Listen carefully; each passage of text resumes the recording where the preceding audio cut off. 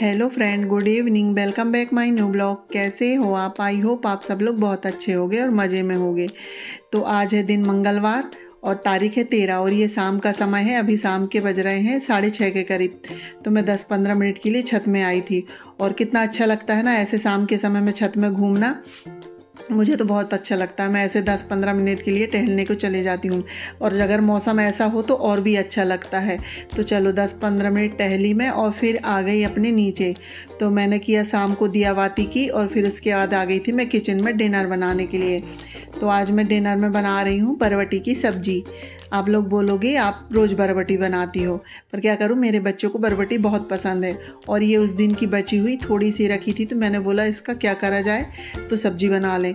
ये क्योंकि सुबह टाइम बनेगी तो ये सबको होगी नहीं, तो ये शाम के टाइम में थोड़ी बहुत हो जाएगी। क्योंकि मेरे पास सुबह की दाल रखी थी और मैंने सुबह की जो बैगन बनाई थी वो रखी थी। तो मैंने सिंपल तरीके से बरबटी में छौंक लगा दिया है, वही प्याज वगैरह डाल के, और अभी मसाले नहीं डाली हूँ। और मैं थोड़े से चावल साफ़ कर रही हूँ चावल बनाने के लिए। तो मैंने चावल साफ़ करे और मेरी बरबटी हो चुकी थी। तो अब मैं इसमें ड्राई मसाले डाल देती हूँ। तो वही बेसिक है, हल्दी पाउडर, लाल मिर्च पाउडर, धना पाउडर और गरम मसाला। और ये ना बिल्कुल थोड़ी सी ही बरबटी थी। और मैं फिर साथ ही साथ में थोड़ा सा आटा भी लगा ले रही हूँ और ये मल्टीग्रेन आटा है। और मैं आटा भी बिल्कुल थोड़ा सा लगा रही हूँ क्योंकि ना मेरे पास सुबह की रोटियां भी रखी थी। तो मेरी बरबटी हो चुकी है। तो मैं इधर जो रोटियां हैं ना सुबह की, उनको तेल लगा के पराठे जैसे बना दूंगी। क्योंकि अगर मैं बच्चों लोगों को वैसे दूंगी ना तो बच्चे लोग बिल्कुल नहीं खाएंगे, और ऐसे पराठे जैसे बना दो ना तो बच्चे लोग बहुत शौक से खा लेते हैं। और हमारे यहाँ सभी को इस टाइप से बहुत पसंद है। तो मैं ऐसे ही करती हूँ। जो सुबह की रोटियाँ होती हैं उनको ऐसे ऑयल लगा के गर्म करके बच्चों को दे देती हूँ, और अम्मा जी और इनके लिए मैं गर्म रोटियाँ बना देती हूँ। और जब बच्चों लोगों को नहीं खाने के रहते तो मैं इनके लिए मल्टीग्रेन आटे वाली रोटियाँ बनाती हूँ। तो अब मैं रोटियाँ को ऐसे गरम करती जाऊँगी और बच्चों लोगों को गरम गरम खाने के लिए दे दूँगी। और साथ ही मैं अम्मा जी के लिए गरम रोटी बनाऊँगी तो उनको भी दे दूँगी और फिर हम सब लोग भी खा लेंगे। फ्रेंड्स, फिर ये है नेक्स्ट मॉर्निंग। तो अभी मॉर्निंग के 6:30 बजे रहे हैं और मैं सुबह 6 बजे उठ गई थी। तो अपना फ्रेश वगैरह, मुंह हाथ धुल के, ब्रश वगैरह करके और अपनी चाय वगैरह, पानी वगैरह पी के मैं फिर ये करेले काटने के लिए लग गई हूँ। क्योंकि मेरे को बच्चे के लिए लंच बनाना है। तो मैं आज बना रही हूँ भरमा करेले। तो मैं करेले को छील ली हूँ और बीज से भी उनके बीज वगैरह निकाल लूँगी। और ना भरमा करेले बनाओ ना तो उनमें थोड़ा सा समय ज़्यादा लगता है। इस वजह से आज मैं थोड़ी जल्दी बनाने के लिए लग गई हूँ। तो इनके बीज निकाल के मैं इनमें थोड़ी देर नमक लगा के रख दूँगी। इससे क्या है, इसका जो कड़वा पानी है ना वो निकल जाएगा। और इस तरह से बनाने से ना करेले कड़वे नहीं लगते हैं। वैसे तो मैं ज़्यादा भरमा नहीं बनाती हूँ, बहुत कम बनाती हूँ, सिंपल ही बनाती हूँ, काट के सिंपल कुरकुरे होने तक भूनने वाले। पर मैंने सोचा चलो ये बहुत दिन से रखें तो इनको भरमा बनाया जाए। क्योंकि भरमा बनाने में थोड़ी ना समय ज़्यादा लगता है, इसलिए थोड़ा समय निकाल के मैं आज इसको भरमा बनाने लगी हूँ।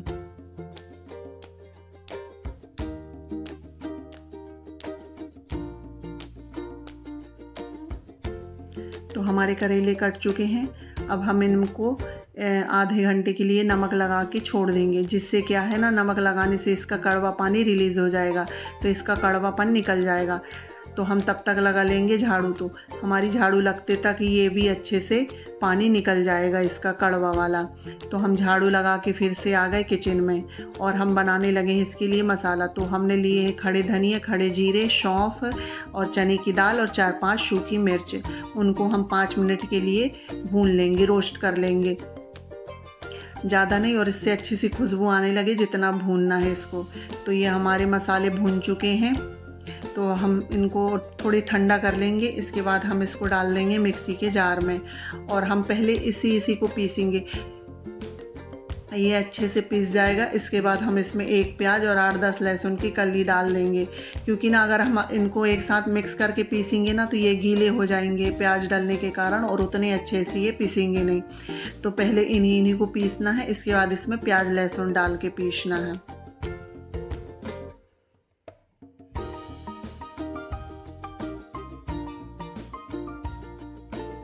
इसका अच्छे से पाउडर बन चुका है। तो अब हम इसमें डाल देंगे प्याज और लहसुन, और इनमें डाल दूंगी फिर मैं लाल मसाले भी और ड्राई वाले हल्दी भी डाल दूँगी और धना पाउडर कम डालूँगी क्योंकि इसमें धनिया डली, और गरम मसाला हम बाद में डालेंगे। तो उनको मिलाने के बाद भी फिर हमने इनको अच्छे से पीस लिया। अब हम इनको भर देते हैं करेले में। अच्छी सी तरह से भरना है पूरे आसपास करेले में। अब हमारे करेले में भर चुके हैं और फिर मैंने इसमें धागा भी लपेट दिया था और इसके बाद अब फिर इनको करेंगे फ्राई। तो मैंने फिर से कढ़ाई चढ़ाई है और उसमें मैंने राई का तेल डाला है और फिर मैं इनको करने लगी हूँ फ्राई। इनको अच्छे से फ्राई करेंगे जिससे क्या है ना, इनका कड़वापन अच्छे से निकल जाता है। और मैं तो इसको ग्रेवी वाली बना रही हूँ, आप लोग इसको ऐसे सूखे भी बना सकते हो। ये सूखी भी अच्छी लगती है और ग्रेवी वाली भी अच्छी लगती है। तो ये हल्के से वो हुए थे, फिर मैंने इसमें नमक डाल दिया क्योंकि ये थोड़ी सी हल्के से गल से जाएंगे, अच्छे से पक जाएंगे इस वजह से। और मैंने थोड़ा सा नमक करेले में भी डाला था, इस वजह से मैंने नमक कम डाला। वैसे तो मुझे नमक ग्रेवी में डालना था मसाले में, पर मैं मसाले में डालना भूल गई थी, तो मैंने वैसे ही नमक डाल दिया।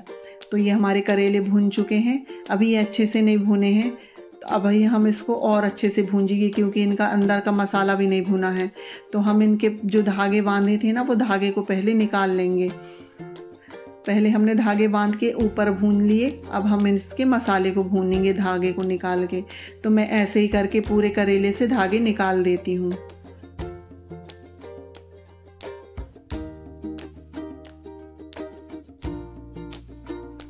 तो हमारे पूरे करेले से धागे निकल चुके हैं। हमने फिर वही सेम कढ़ाई ली है और उसमें फिर थोड़ा सा ऑयल डाला है और हमने अभी ये करेले को डाल दिया है। अब इनको बिल्कुल धीमी धीमी आंच में भूंजना है, जिससे क्या है ना, इसके मसाला भी अच्छे से निकल जाए। तो ये हमारे करेले भून चुके हैं और अब हम इसमें डाल दिया है पानी। हमको जितनी ग्रेवी चाहिए थी हमने उतना ही पानी डाल दिया है। और फिर मैं इधर बनाने लगी हूँ बच्चों के लिए पराठे, क्योंकि ना उनका समय हो गया था, इस वजह से मैंने करेले वाली कढ़ाई को दूसरी गैस में रखा और इसमें मैं फिर बच्चों के लिए बनाने लगी हूँ पराठे। अभी बच्चे लोग को नहा रहे हैं, कोई कुछ कर रहा है, तो उनके फ्रेश सब तैयार होते तक हमारे सिक जाएंगे पराठे। और ये देखो मेरी बन गई करेले की सब्ज़ी रसे वाली। मैं इसमें थोड़ा सा गरम मसाला भी डाल दिया। आप लोग इसको सूखा भी बना सकते हो और ये ग्रेवी वाली भी। मुझे तो ग्रेवी वाली ज़्यादा अच्छी लगती है और सूखी भी अच्छी लगती है। खैर, तो हमारे यहाँ ज़्यादा ग्रेवी वाली पसंद करते हैं कोई भी चीज़, इस वजह से मैंने ग्रेवी वाली बना लिया। इसको हम चावल में भी खा सकते हैं इस वजह से, और सूखी बनाएंगे तो वो सिर्फ रोटी बस के खाने के लिए होती है। तो चलो, मेरे पराठे बन चुके हैं और मेरी आदत है जैसे पहले रोटी गाय के लिए निकालने की, तो मैंने गाय के लिए निकाल दी। अब मैं बच्चों के लिए बना देती हूँ पराठे और उनको खाने को भी दे दूँगी और उनके लंच भी पैक कर दूँगी। तो वो लंच में करेले तो नहीं ले जाएंगे। अब देखो और क्या ले जाते हैं, पूछना पड़ेगा उन लोगों से कि पराठे के साथ जैसे कई बार अचार वगैरह भी ले जा लेते हैं ना, पता चलेगा क्या सब्जी के ग्रेवी ले जा रहे हैं, क्योंकि करेले तो वो खाएंगे नहीं, हो सकता है कि ग्रेवी अकेली ले जा लें। तो मेरी पराठे वगैरह सीख चुके थे और मैंने बच्चों को भी खाने के लिए दे दिया था और उनके लंच वगैरह पैक कर दिए। फिर मैं आ गई थी अपनी क्लीनिंग करने। तो मुझे आज करनी ही ये बेडशीट चेंज, क्योंकि 4-5 दिन हो गए तो ये गंदी हो गई थी, तो मैं करने लगी हूँ बेडशीट चेंज। और आज मेरी थोड़ी हल्की सी तबीयत भी गड़बड़ थी, तो मैं पराठे सेकने के बाद ना आधा घंटा रेस्ट कर ली थी। पता नहीं, मुझे आज बिल्कुल अच्छा नहीं लग रहा था, रात से ही हल्का हल्का सा अजीब सा लग रहा था। तो मैं फिर रेस्ट करी आधा घंटे के बाद। फिर मैंने सोचा नहीं यार, बहुत सारा काम फैला है, तो काम तो करना ही पड़ेगा। अपना हाथ पैर चले या मन चले, जी चले या ना चले, काम तो करना ही पड़ेगा। इस वजह से फिर मैं उठ के आई, तो फिर मैंने बोली चलो अब मैं फटाफट अपने काम कर लेती हूँ। तो मैं बेडशीट चेंज की और फिर मैं ये पिलो कवर भी चेंज कर दी और मैंने ये वाइट वाली बेडशीट बिछाई हूँ। और ये ना बहुत अच्छी लगती है और इसका कपड़ा बहुत अच्छा, फैब्रिक बिल्कुल चिपक जाता है, इधर उधर खिसकता नहीं है बिल्कुल, और अच्छी लगती है ये लाइट कलर की। तो चलो, हमारी बेडशीट बिछट गई है। अब हम ये गलीचे को भी अच्छे से झाड़ देंगे, क्योंकि बच्चे लोग यहाँ बैठ के खाना वगैरह खाते हैं ना, तो इसमें दाना गिर जाता है इस वजह से। तो फिर आ गई अभी ये सोफ़ा का नंबर आ गया। और ये सोफ़ा में बच्चे जितने बार बैठते हैं ना, पूरा उसके कवर निकाल देते हैं। तो इसको भी झाड़ के मैं अच्छे से लगा दूँगी, सेट कर दूँगी। और उसके बाद ये टेबल भी पोंछ दूँगी। और ये मेरे बच्चे लोगों के बैग और पुस्तक जहाँ चाहे वहीं पड़ी रहती हैं। मेरे कल के कपड़े रखे हुए थे जो तय करने के लिए मैंने कल नहीं करी थी, तो मैं उनको अब तय लगा के रख देती हूँ। क्योंकि ना कल से पता नहीं मेरा मन अच्छा नहीं लग रहा था, काम करने की इच्छा नहीं हो रही थी। मैं आजकल में टालते जा रही थी, पर काम तो अपने ही को करना है ना, आज कल हो या कल। तो मैंने सोचा नहीं, चलो बैठे बैठे इनको भी तय करके रख दूँ। और कपड़े फैले हुए रहते हैं ना तो घर भी बहुत फैला फैला लगता है, जहाँ देखो तो ऐसा लगता है कपड़े ही कपड़े दिख रहे हैं। इस वजह से फिर अच्छा भी नहीं लगता है। और थोड़ी बहुत साफ़ सफाई कर लो ना तो तबीयत ठीक भी नहीं है, तो साफ़ सफाई करने से मन अच्छा लगने लगता है। तो इस वजह से मैं कपड़े समेटने लगी हूँ।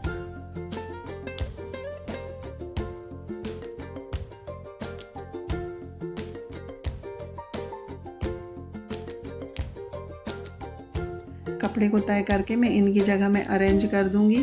और इसके बाद मैंने जो बेड शीट निकाली थी ना, और मेरी 3-4 दिन पहले की बेड शीट थी, तो मैं रख दी थी। मैं बोली इकट्ठी 3-4 निकल जाएगी, इसके बाद धुलूँगी। तो मैंने एक साथ सब बेड शीट को लगा दिया है मशीन में। कपड़े धुलते रहेंगे तब तक मैं लगा लेती हूँ पोछा।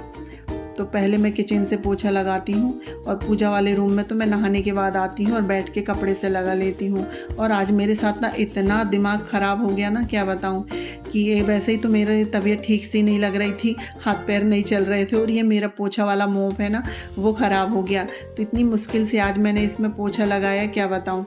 कभी कभी यही तो होता है ना कि जब अपन को इतनी परेशानी हो और काम में भी जल्दी हो, वैसे ही लेट हो गए हों और हाथ पैर भी नहीं चलते हों, तभी कुछ ना कुछ गड़बड़ हो जाती है।